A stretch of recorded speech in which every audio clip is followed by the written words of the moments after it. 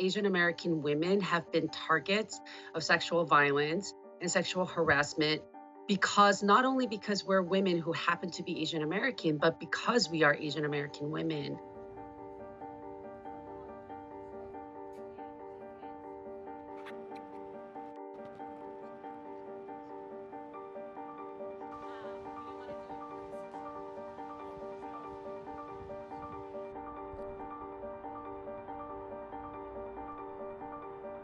He does claim that it was not racially motivated.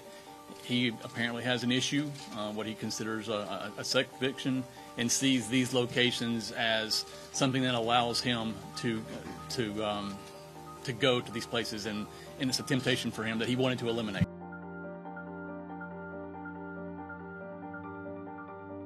Oh, he was trying to eliminate temptation. I mean, that plays right into the stereotypes about Asian American women being temptresses.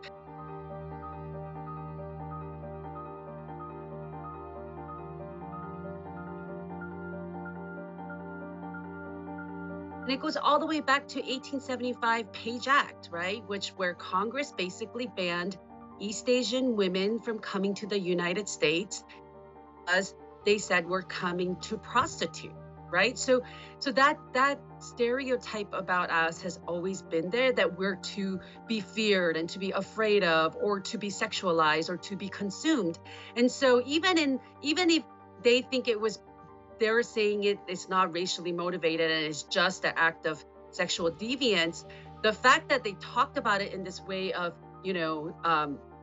temptation and eliminating temptation plays right into the trope that we all have been having to deal with for a very long time.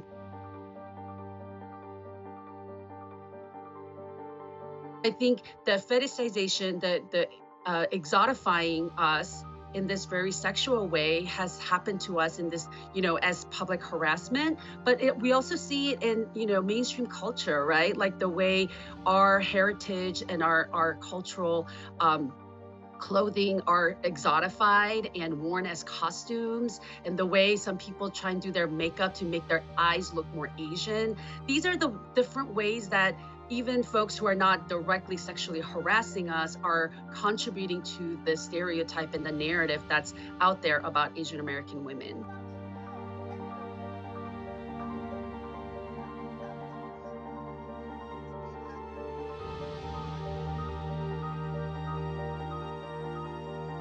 The pandemic has also created a hostile environment for us as it relates to the pandemic, and I've experienced that, those racial slurs and things like that in public.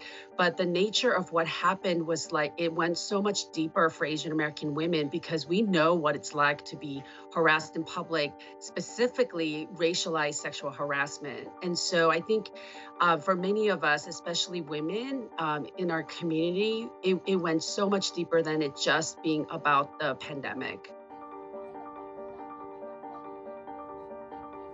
I think every time we hear that, we need to dispel that. You can't just be like, oh, as long as I'm not saying it, that's fine. That's not going to keep us safe. We need everybody to speak up and say that's not true, and really start changing the narrative about what's going on.